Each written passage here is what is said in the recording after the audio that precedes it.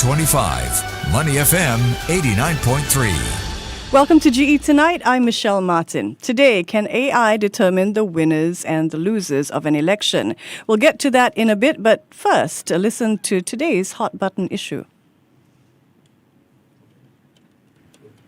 I would call on Mr. Chan Chun Sing, Minister in the Prime Minister's office, who's apparently in charge of the Elections Department, to make a strong statement reassuring Singaporeans they can vote freely without fear of retribution, no matter whether they work in the civil service, the military, the police, or any other government organization. Their loyalty is to the government and people of Singapore, regardless of whoever is in power. And we welcome back Nicholas Fang, who is Managing Director of a leading strategic communications consultancy, Black Dot Research, which runs an independent fact-checking platform. You just heard that soundbite there, Nick. Singapore turns 60 this year. Do we still need a quiet reminder or reassurance, particularly Singaporeans in government or civil service, that we can vote freely without fear of retribution? Hi, thanks for having me. Us again. I think one of the key issues to bear in mind, if we take a step back, is that we are in the midst of campaign season, and a lot of what we hear is campaign rhetoric, is campaigning tactics and techniques. So when we hear some of these things going back and forth between parties, it's always good to contextualize that this is campaign season, right? And it's a contest, and people are playing to win. So they will say what they feel is useful to advance the cause of their constituency, their party. So I think in that context, when we listen to the allegations of, your vote is secret, right? The fact that you have to say it means that you're insinuating that some people are afraid that their vote might not be secret. That's a very old tactic, and I think for many, many years now, people can and have voted with the assurance that their vote is secret. So I think if we as we build up to even more of a crescendo to Saturday, I think it's good for us to bear in mind that some of these things are tactics, and we have to take not what they say, not necessarily with a pinch of salt, but in the context that these are campaign speeches. They are aimed to get people, on side, right? Whether it's on whichever party it is. So it's worthwhile looking at that. I don't know if I sense cynicism, Nick. Yeah, I don't think Dr. Tambayan himself necessarily thinks that, votes are not secret. But I think the question is, do people believe that? It doesn't even matter if it's real or false. It's what do people really believe? Well, I think if you look at the voter turnout over the years, and if you look at the results, it's not always been one way. Ruling party has taken some hits, especially in the last election and the one in 2011. So I would say people are voting fairly courageously and not necessarily voting out of fear in that sense. Well, we also welcome to our table today a very special guest, Professor Anthony Tung from NUS. He's a professor in the Department of Computer Sciences. Welcome, and thank you very much for joining us. Thank you for having me. Any relation to Michael Tung? No? Not really. Just to clear that up. That's good. That's good. Thanks for the question. So on to our topic of the day. It's AI and elections. Now, you'll remember Paul the Octopus, who managed to predict the football match outcomes. Well, in a recent show, Assistant Professor Reuben Ng from the Lee Kuan Yew School of Public Policy shared an interaction that he had with AI that led us all in the studio to raise our eyebrows. Let's have a listen. Just earlier today, before coming in, just doing some prep, and I went to one of those Gen AI platforms. I think it was ChatGPT or something like that. Maybe I shouldn't mention which one. There are 5 of them out there, so I just randomly went to a couple of them. I asked which candidate or candidates would win the 2025 elections, and guess what the answer was? Well, all will be revealed at the end of the show, so you have to stay with us here on Money FM 89.3, okay? First question. Today, algorithms shape what we see, what we hear, what we believe even. Could artificial intelligence perhaps become one of the biggest influences on voters, the biggest silence influence on voters without even casting a vote? So when we talk about politicians using AI-driven social media, how do you see AI influencing public opinion in this general election? Professor. Well, I think for any new technology, there's always a learning phase. And how it influences will depend on how fast people are learning about it, right? So it's the same as social media last time, where people initial stage where people use it to set rules like if you are come from humble background, you are more likely to be take care of people, and if you don't come, so it's the same thing. AI is still very new now, and one thing is people might be using there's a lot of bots putting influence in the social media, but I believe over the period people will get immune to it. And I believe at this point in time, those old tactics like putting bots and putting those messages that already is phrased up. Bots is an old tactic already. Right. And at the same time, you can ChatGPT is probably something that is there to help or not help, depending on how you prompt. So if the people want to prompt something that support his belief, I support this side. If you prompt it that way, it will give you something. Or you say, give me a diverse viewpoint. Like, That's true. But Right. how is it shaping sentiment on the ground? First up, elections are not about winning votes, right? Not just about winning votes. It's also about holding attention. So let's take a listen to the politicians who have caught the public mind and eye. No one told you life was gonna be this way. Your job's a joke, you're broke. My name is Charles Leclerc, and I am a Scuderia Ferrari Formula 1 driver. Okay, so I think we have another soundbite that we want to play about a politician stepping up to the public eye. We don't want to be told that the sky is white when we see it is blue. We don't want to be told that raising GST in the middle of record high inflation is good policy when we know it could have been postponed. We don't want to be told that CDC vouchers will make it all okay when we know it is just a band-aid for a gaping wound. Now, with TikTok, Instagram, and LinkedIn, AI-driven content, voters are able to hear directly from the candidates. So they can hear from parties that are maybe so small they weren't even invited to a recent roundtable. Is there value in new media offering reach to the small, or does it add to the flood of information for voters already feeling a sense of overwhelm? And I suspect a little bit of election fatigue right now.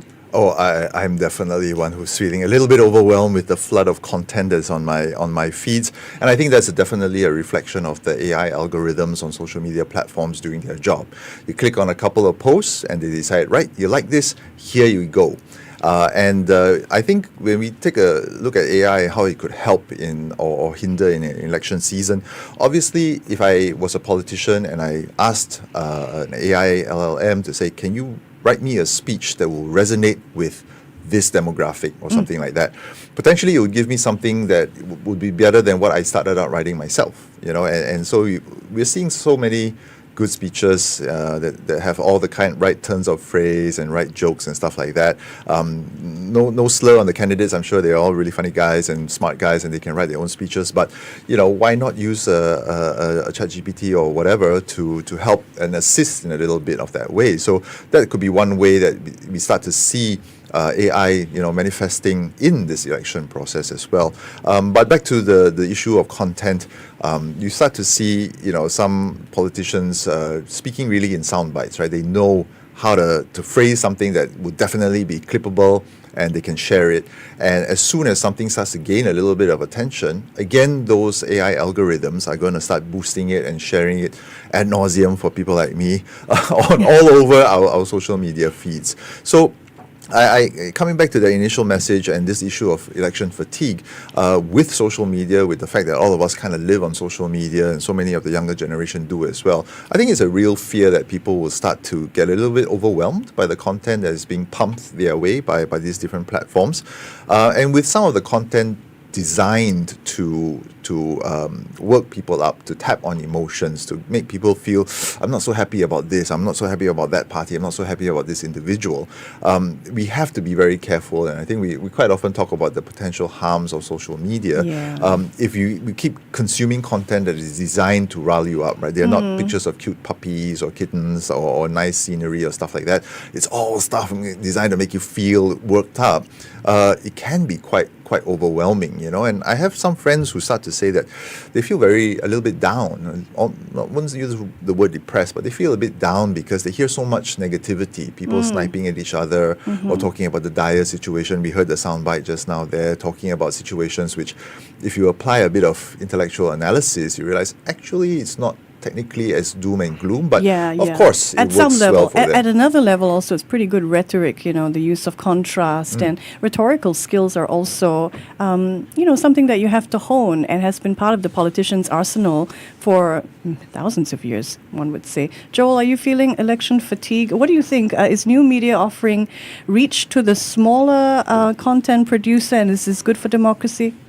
Yeah, absolutely. I think, when we look at podcasts, for example, or social media pages, a lot of them are getting a lot more traction today than compared to perhaps the GE2020. But when it comes to fatigue, I absolutely feel so. When I open, TikTok or Facebook or LinkedIn even, or Instagram, every single social media platform today is just bombarded with election content. Sometimes I just want my memes and just want to, just like content. But you're the political prude, bro. So inevitably, you will get political stuff. Unfortunately, It's true. But even my friends, they're like, wow, this time around, there's It's a so lot. much, Yeah. so much content. Yeah. All right. In today's day and age, you never know when you could be filmed. Candidates today are always on camera and have to be prepared for that, even during casual walkabouts, right? Here's a clip on social media showing Gan Kim Yong trying to interact with voters in Punggol, but people are walking by.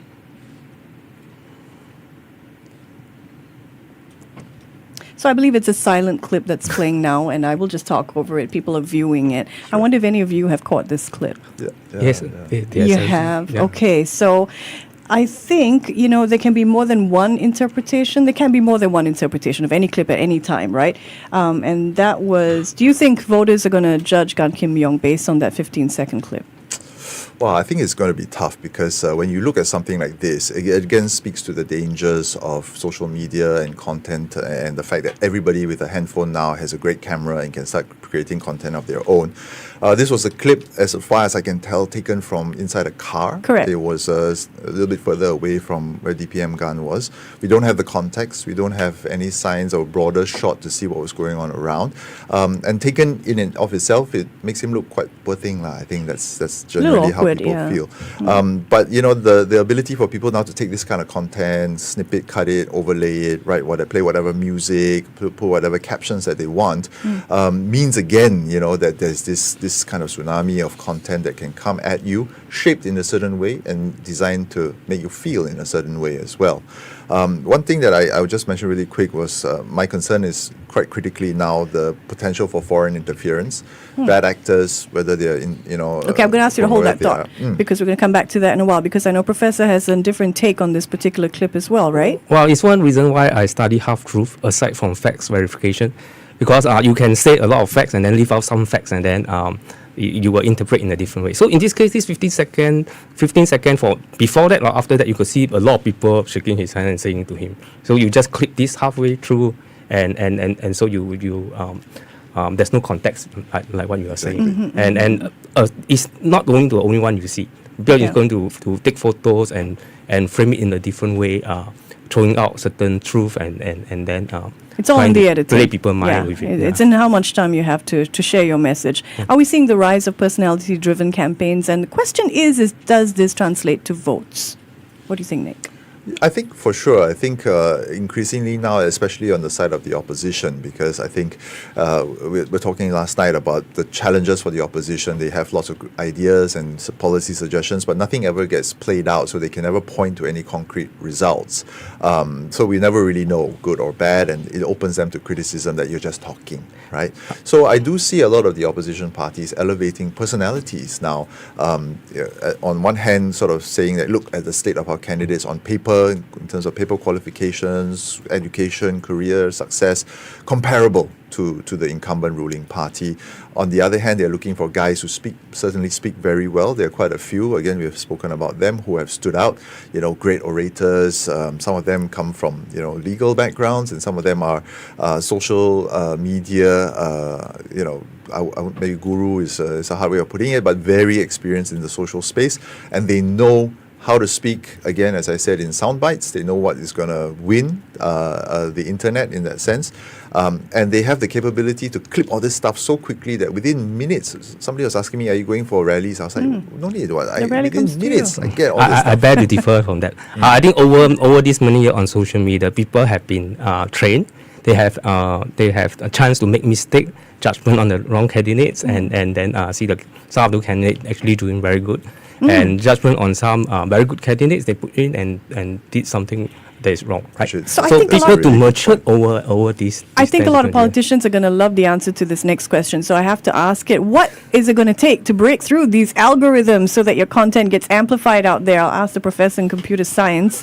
Are people looking for charisma, or, is it authenticity? Does it show that they're not just great orators, they've understood something about the ground for their message to be able to land? Yes, exactly that, right? Because people have their own personal experience on the ground, right? Not everyone live on social media. You will probably have some friends that are not on social media. I don't live on social media, definitely, except to share some of my thoughts. But on the other hand, what you experience if you go hawker center when the price go up, and your personal experience are those facts they are going to put on, right? Yeah. It's not an illusion of prediction that they are using. They will have their own reasonings and stuff, and probably, the swing is in between. Probably half of them have already fixed their mind no matter what you present to them, and the other half have also fixed mind.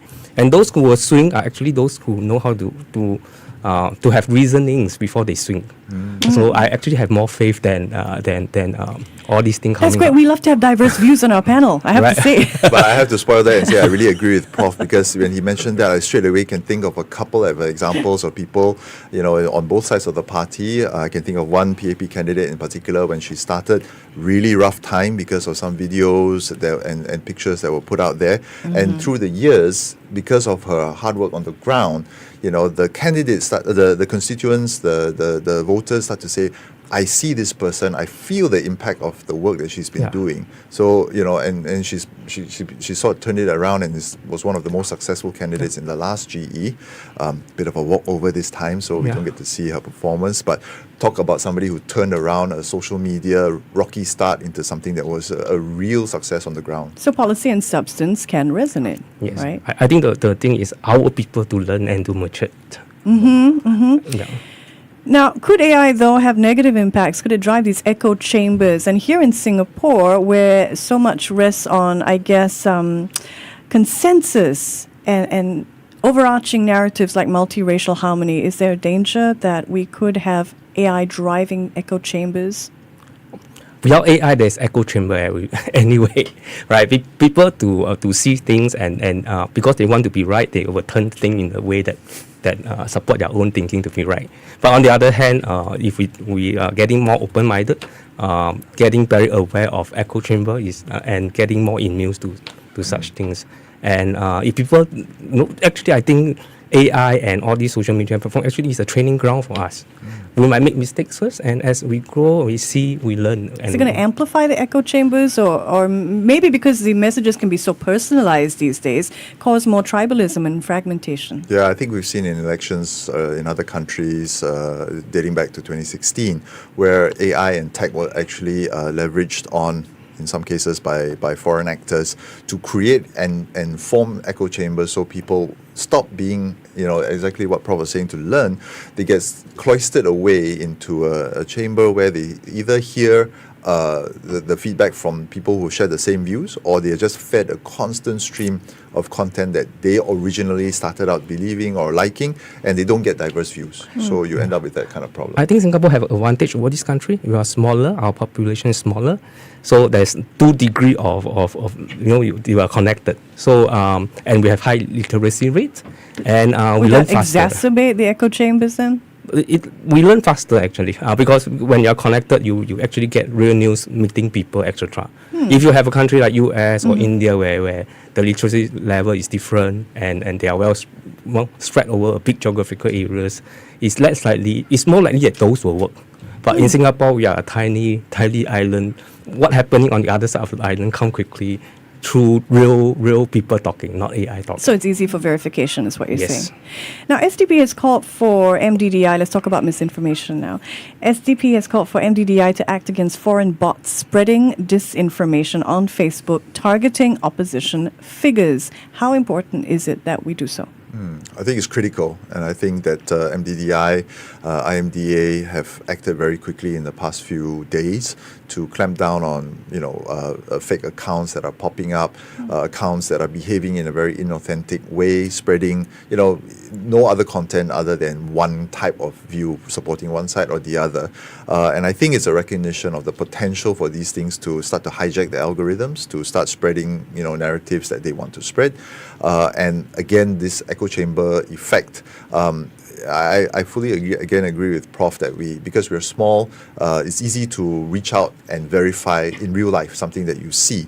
But in the heat of campaigning, this is something that potentially can work over a longer period of time. But in the 9-10 days that we have for campaigning, and what if on polling day, in the morning of polling day, some content, I know it's cooling off period, people can't share stuff, but what if somebody from overseas wanted to spread something and it goes viral in the minutes or hours before people get to the polling booths, and there's no time to take down this sort of content?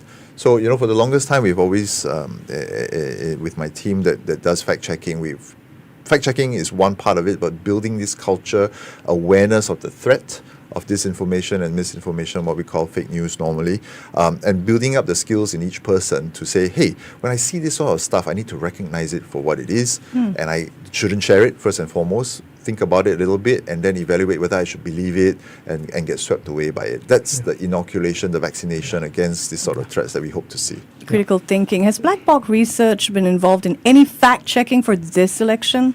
Black Box is our competitor, and they hate it when we get Sorry. conflated. It's good for us. They're much bigger than us. But yes, actually, interestingly, we were involved in what I think is one of the first attempts to live fact-checked discussion situation. So there was a televised roundtable discussion on Sunday, just past, where 5 political parties were invited, and they were invited to answer questions. And we were actually deployed to live fact check so that any inaccuracies could be checked on the spot and sort of refuted and debunked. And actually, one of the participants mentioned something.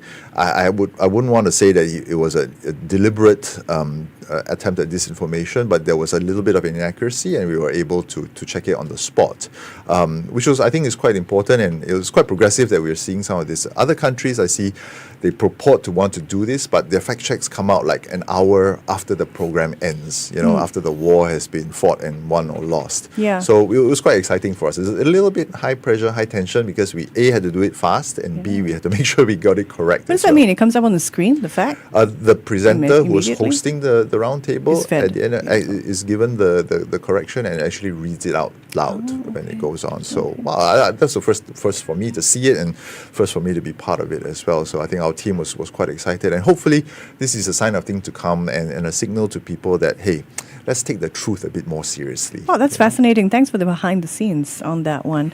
Let's talk about data and privacy now. The use of trace together data and the issue of privacy, the exposure of the NRIC numbers in the BizFile search function. We know digital transformation is a key pillar of Singapore. Do these, past examples of problems when it comes to privacy and data, I suppose, lead to a lack of trust? Have you heard this talked about on the campaign trail at all? I Should didn't it have be? much, but I think privacy and protection of data should be there, regardless of the election, because scam is always there, right? So most of the thing, the care about this is actually more of scam, and rather than how you vote and So we stuff were like that. talking about this before the show started, and you Right. say people shouldn't be so worried about these high-level infrastructure, but more the personal scams. Correct. Yes, that's definitely, because most of the time, a lot of things can be verified. When certain thing is done, there will be civil servant there. There will be every other things. There's no really secret, as in completely secret type of things. So those are nothing to worry. But scam is something that there is privacy and data. No one yet has raised the issue of AI and jobs. Were either of you surprised? And it's been a big talking point in this studio. Yeah, I think it's one of those issues on a national level, policy level, that is a bit tricky, because if you come out strong and say that AI is threatening jobs, then you sound like you're a little bit of a tech Luddite, and like being scared of technology. And as you say, Singapore is, predicated on being very technologically advanced country. We're talking about AI, assisting productivity, which is a perennial challenge for us in Singapore. So I think it's difficult for any one party to come out and say, oh, we should be scared of AI because it's going to steal jobs. I think the frame has been still very much around foreign entrance into our job markets, taking our jobs, and that's been something that has become a political debating point for some of the parties. I think one of the discussions that I was having in one of my chat groups was around potential for e-voting, or digital voting. Yeah. And some of the guys there were in or are in the civil service who have worked on some of these projects, and they say there's no chance for e-voting because the risk is just too high. And then the fear of, is your vote ever going to be 100% safe and secret is amplified as well. So I don't know whether Really? You Prof could put it on the I agree. blockchain somehow? The perception is going to be, not everyone is going to be aware of how blockchain is so safe and things, right? The perception is that, do I get monitored again, right? and there's nothing safer than I would taking think a that physical might be paper. a possible solution to this whole is my vote secret or not, the digitalization of the entire voting process. It seems very old school, right, to go in and write everything down. Well, it's old school that everyone trusts, and trust is the key thing for an election. All right. Well, as promised, here is the answer to who AI thinks could win Singapore's election. Just earlier today before coming in, I was doing some prep, and I went to one of those Gen AI platforms. I think it was ChatGPT or something like that. Maybe I shouldn't mention which one. There are 5 of them out there, so I just randomly went to a couple of them. I asked which candidate or candidates would win the 2025 elections, and guess what the answer was? I'm curious. Tharman. It's Tharman, right? So Current president. I don't know. I think maybe Gen AI like me, we still have some daydreams of future past. But I think increasingly these are AI hallucinations, maybe. AI hallucinations. Oh my there. goodness, Yeah. Daydreams of Future Past. That's from iRobot. I still remember that movie where there's hallucination. Yeah, but when we talk about AI hallucinating, Basically, the model is not updated, I suppose. Yeah. Because someone have a very high vote, 5 years ago. but AI, maybe they also, like all of us, love Tharman, Wish that he Maybe was know running. something we don't know. I don't know. Well, final question, tongue in cheek. But is it a necessity in this day and age, political advantage or necessity, to be a TikTok star to win elections? Definitely. You know democracy in Greek's time, right? It's actually everyone participating every week. You don't pick someone to represent you for 5 years and then they decide everything. So TikTok, all this I see as a new way to get people to participate, to give opinions, etc.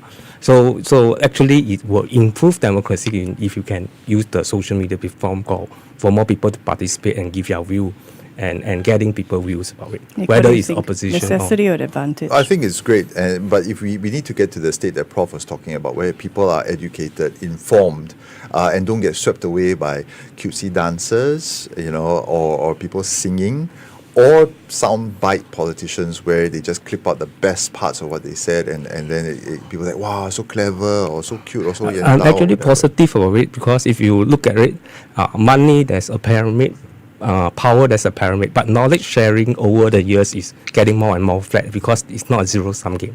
Everyone can get knowledge and open-minded. Yeah, and even with if technologies. it's a slightly suspect video of somebody singing off key, at least it gets people to lean in on the whole process, right? Right. As long as they do lean in and don't just say, okay, then I'm going to vote for this guy. Yeah. Right. All right. Well, thank you both so much. Anthony Tung is professor in the Department of Computer Science at NUS, and Nicholas Fang is a permanent resident of Money FM 89.3, managing director of Black Dot Research. I would like to say I'm the citizen, not permanent resident. You got it. If electioneering has become theater, social media is the stage. So we turn now to Joel Lim, who hosts a Political Prude podcast. What is making news in the social world, Joel? Hello, find just out. give me a quick moment to settle in. No problem. As Singapore heads to the All polls, right, Money so- FM 89.3 brings you front row access to GE2025 with insights from experts and analysis of the issues that matter to you. Stay ahead with Money FM 89.3.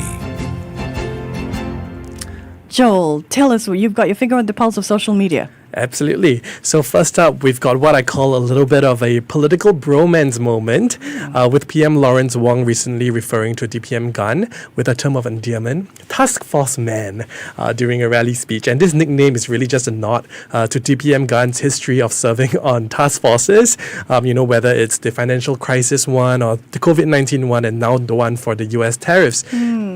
And social media is really now taking that soundbite and creating lots of, well, what else, memes. So we have a clip that we can listen to. So let's take a listen right now. There are still good people in my team, like Gan Kim Yong. He's the task force man. Wear it with a badge of honor. You are Singapore's task force man. Gan Kim Yong. I am here! So funny. Wow. Yeah, so honestly, I mean, the Task Force Men name really just alludes to superheroes. And on that note, I think their dynamic gives me that same vibe of Captain America and the Falcon. Reliable, long-standing buddies who back each other up when it matters. So it's definitely like a feel-good moment, amidst the heat of a election season.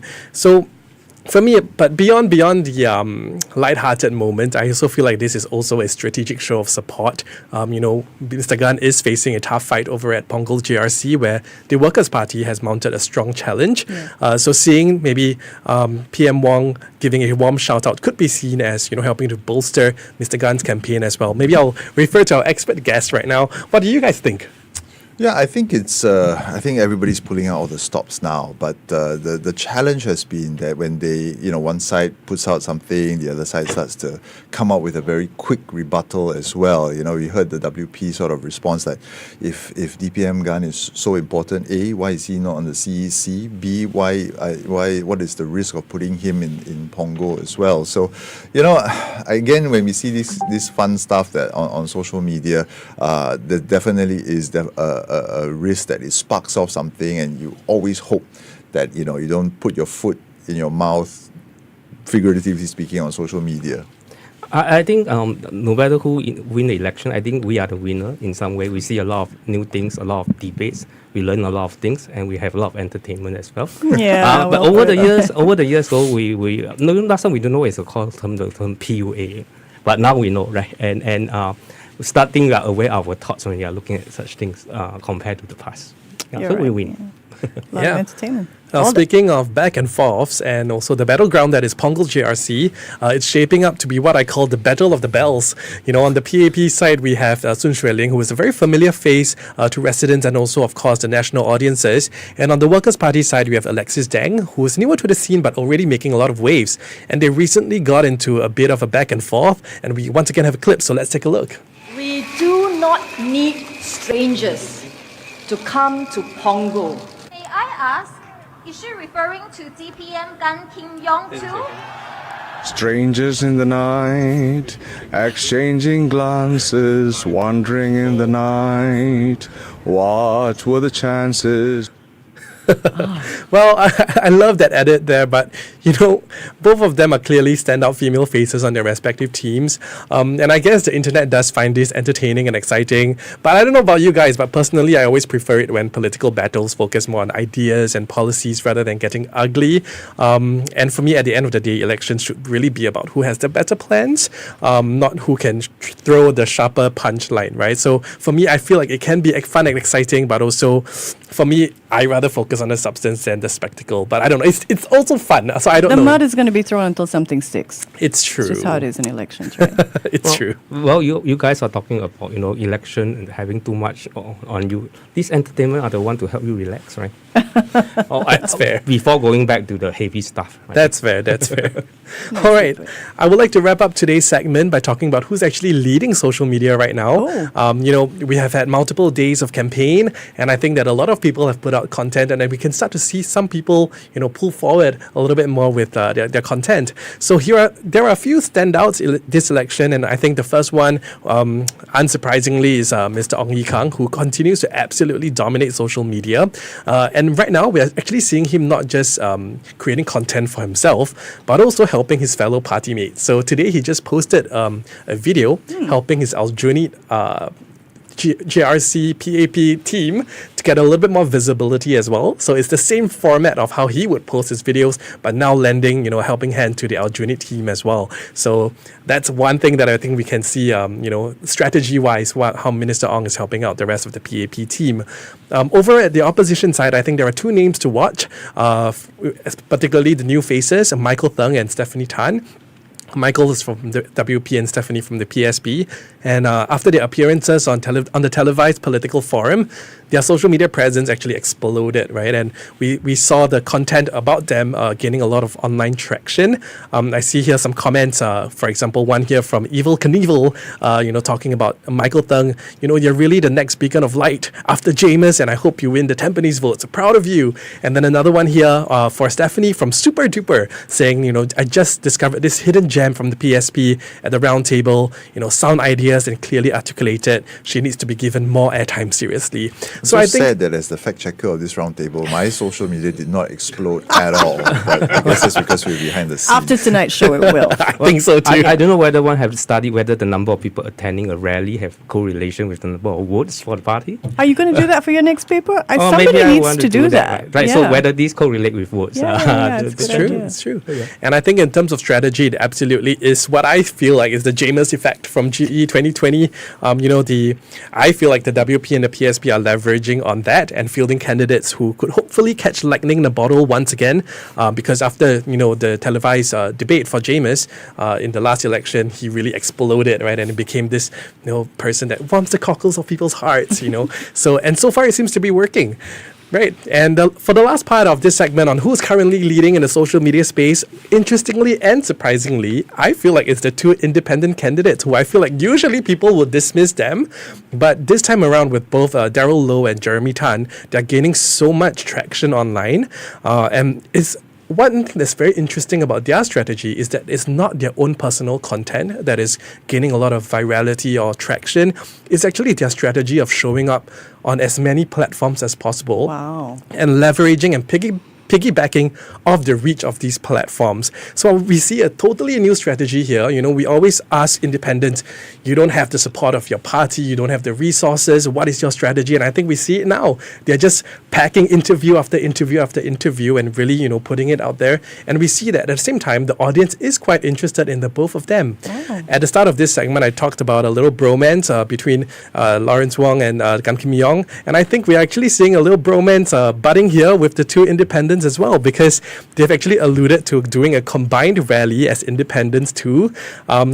Jeremy Tan posted on his Instagram a dog X duck, they're two symbols, and he tagged Daryl. It's like, what say you? Shall we do this campaign? And Daryl replied, let's do it, with a fire emoji. So once again, something that is very feel good, which is very rare in elections, and I personally appreciate. So those are who I think are doing very well on social media right now. Well, yeah. Well done. You can pick your cape up off the ground, social media man. We'll see you tomorrow. Joel Lim is host of the Political Prude. Coming up tomorrow, the strategies and possible outcomes. We also look at trends shaping up in this election. Rebecca Tan is a lecturer at the Political Science Department at National University of Singapore, and Gillian Koh is Senior Research Fellow at the Lee Kuan Yew School of Public Policy. It's a conversation you won't want to miss. Follow us on all the social platforms, of course. And on behalf of everybody here in the room, this is GE Tonight. I'm Michelle Martin. Thank you so much for your company.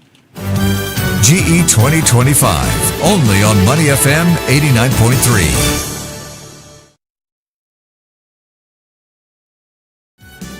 Tune in to GE Tonight at 7 p.m. every night on Money FM 89.3 for all the latest news and developments as Singapore prepares to head to the polls.